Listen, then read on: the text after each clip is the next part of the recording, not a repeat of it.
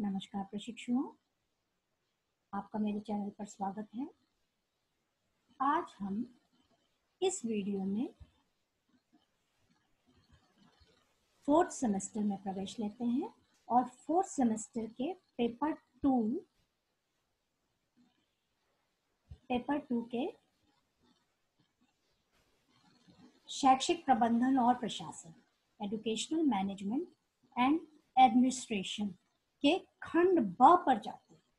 खंड ब क्या कहता है?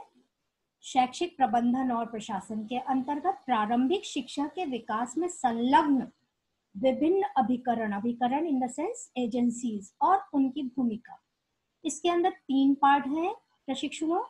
पहला पार्ट है राष्ट्रीय स्तर पर कार्य करने वाले अभिकरण, दूसरा है जिला स्तर पर कार्य करने वाले अभिकरण और तीसरा है स्थानीय स्तर पर कार्य करने वाले अभिकरण। तो सबसे पहले हम बात करेंगे, क्योंकि खंड ब का नंबर 1 है राष्ट्रीय स्तर पर कार्य करने वाले अभिकरण। ठीक है, तो इसके उदाहरण में हमारे पास कौन है? 5 अभिकरण है, 5 एजेंसीज हैं राष्ट्रीय स्तर पर कार्य करने वाली। सबसे पहली है एनसीईआरटी, सेकंड है एनसीटीई, थर्ड है नीपा, फोर्थ है इग्नू और फिफ्थ है एनआईएस। तो इस क्रम में सबसे पहला जो है वो है एनसीईआरटी।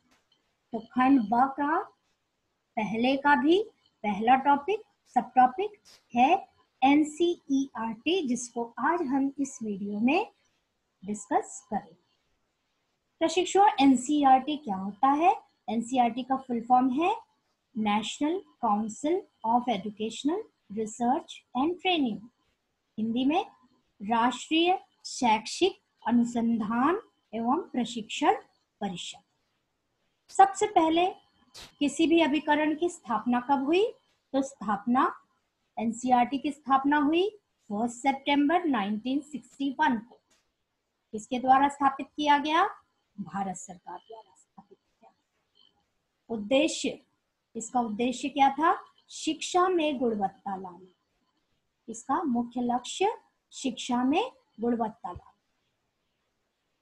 एनसीईआरटी शिक्षा के क्षेत्र में उत्कृष्टता लाने के लिए केंद्रीय सरकार द्वारा वित्त पोषित एक स्वायत्त यानी इंग्लिश में ऑटोनॉमस संगठन है, जो स्कूली शिक्षा एवं समाज कल्याण मंत्रालय को स्कूली शिक्षा के संबंध में सलाह देने और नीति निर्धारण करने में मदद करता है। ठीक है, अब इसके सदस्य कौन होते हैं? इसके सदस्य भारत सरकार के मानव संसाधन विकास मंत्री, जिनको हम शिक्षा मंत्री भी कहते हैं। इस समय शिक्षा मंत्री कौन है? श्री रमेश पोखरियाल निशंक। परिषद की साधारण सभा के पदेन अध्यक्ष तथा राज्यों के शिक्षा मंत्री और विभिन्न राज्यों के शिक्षा मंत्री पदेन सदस्य होते हैं। तो अध्यक्ष शिक्षा मंत्री और विभिन्न राज्यों के शिक्षा मंत्री जो होते हैं वो उसके सदस्य होते हैं। एनसीईआरटी का प्रमुख कार्य क्या है? आपने बहुत अच्छे से सुना होगा, सारी किताबें जो होती हैं वो एनसीईआरटी से संबंधित होती हैं, वहीं से बनी। या शिक्षक प्रशिक्षण मॉड्यूल्स जो मैंने आपको बताए थे वो भी एनसीईआरटी से बने हुए थे। तो आपको थोड़ा बहुत तो परिचय प्राप्त हो चुका है, थोड़ा जो बाकी है वो आज हम इस वीडियो के माध्यम से कर लेते हैं। तो प्रमुख कार्य इस परिषद का क्या है? एनसीईआरटी का प्रमुख कार्य है राज्यों के शिक्षा विभागों से मिलकर, अब देखिए राज्यों के सारे शिक्षा मंत्री तो उनके सदस्य हैं ही, तो उनके शिक्षा विभागों से मिलकर शिक्षा का विस्तार करना है।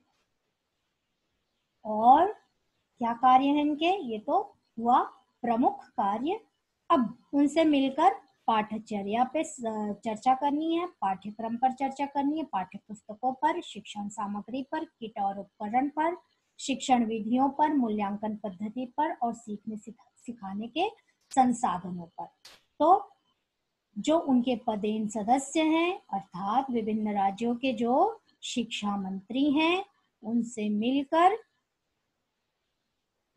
विभिन्न जो स्कूलों की रिक्वायरमेंट है उस पर चर्चा करना। तो स्कूल को क्या चाहिए भाई, किसी भी स्कूल को एक तो पाठ्यक्रम के बारे में, पाठ्य पुस्तकों के बारे में, शिक्षण सामग्री के बारे में, शिक्षण विधियों के बारे में, किस तरह से मूल्यांकन किया जाए इसके बारे में, यही सब जानना होता है। तो इसी के विषय संबंधित चर्चा परिचर्चा वहां पर होती है। अब नेक्स्ट जो है वो कार्य है अंतरराष्ट्रीय स्तर पर। अभी तक जो था वो राष्ट्रीय स्तर पर था।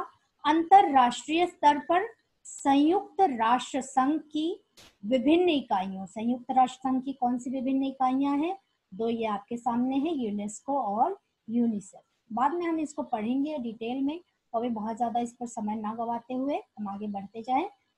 इनके वित्तीय सहायता एवं निर्देशन से, तो फंडिंग जो है वो यूनेस्को और यूनिसेफ करती हैं, आपको पता ही होगा। इनके वित्तीय सहायता से एवं निर्देशन से, तो इसलिए निर्देशन भी देती हैं, शैक्षिक कार्यक्रमों का क्रियान्वयन करना। ठीक है, तो अंतरराष्ट्रीय स्तर पर इनको कौन मदद करती है, यूनेस्को, यूनिसेफ, और उनके अंडर द गाइडेंस ये शैक्षिक कार्यक्रमों को क्रियान्वित करते हैं। बच्चों की प्रतिभा खोजने हेतु आपने पढ़ा होगा या जाना होगा, कभी दिया भी होगा प्रशिक्षुओं, राष्ट्रीय प्रतिभा खोज परीक्षा या प्रतियोगिता। तो बच्चों की प्रतिभा खोजने हेतु जो 8वीं 9वीं साधारण प्रायः इसी स्तर पर परीक्षा ली जाती है, राष्ट्रीय प्रतिभा खोज प्रतियोगिता का आयोजन करना। 6ठी 7वीं का भी होता है। शिक्षकों को प्रोत्साहित करने की दृष्टि से सेमिनार, कार्यशालाएं, विचार गोष्ठी, उनको बुलाकर उनकी बातें सुने, विभिन्न, जैसे शिक्षक शिक्षा में कोई परेशानी आ रही है तो उस पर सेमिनार कर दिया, जो भी चीजें उनको बाधा आ रही है, समस्या आ रही है, या जिसमें उन्नयन की या जिस पर संशोधन की आवश्यकता है, तो उसके उस विषय से संबंधित संगोष्ठी अथवा कार्य वर्कशॉप, कार्यशाला, विचार गोष्ठी, परिचर्चा किया जाए आदि का आयोजन करना। शोधकर्ताओं को प्रोत्साहित करने के लिए यूजीसी द्वारा संचालित शोध वृत्ति परीक्षा उत्तीर्ण करने पर छात्रवृत्ति प्रदान करना। ठीक है, रिसर्चर्स जेआरएफ जो क्वालिफाई करते हैं तो यूजीसी उनका एग्जाम लेती है, जो नेट और जेआरएफ, और उसके बाद अगर वो जो मानक को पार कर लेते हैं या मेरिट में आ जाते हैं तो उन्हें छात्रवृत्ति स्कॉलरशिप भी दी जाती है। विभिन्न प्रकार के शैक्षिक शोध करना या कराना। ठीक है, तो रिसर्च वर्क जो है एनसीईआरटी विभिन्न प्रकार के कराती है। और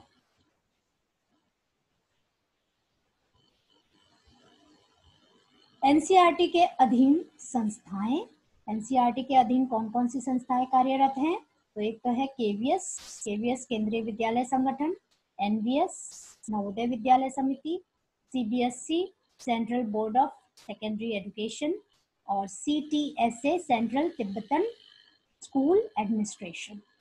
4 संस्थाएं, केवीएस, एनवीएस, सीबीएसई, सीटीएसए।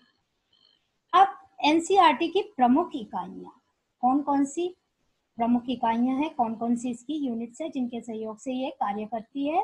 तो सबसे पहली यूनिट जो राष्ट्रीय स्तर पर है वो है एनआईई। What is एनआईई? राष्ट्रीय शिक्षा संस्थान। ठीक है, एनआईई क्या है? राष्ट्रीय शिक्षा संस्थान। दूसरी है सीटीईटी, केंद्रीय शैक्षिक प्राविधिक संस्थान, सीटेट भी बोलते हैं आप, सीटीईटी भी बोल सकते हैं। तो और ये दोनों सेंट्रल लेवल पर हैं, राष्ट्रीय स्तर पर हैं। और तीसरी जो है वो रीजनल स्तर पर है। रीजनल कौन सी? क्षेत्रीय। तो क्षेत्रीय शिक्षा संस्थान, RIE, regional institute of education.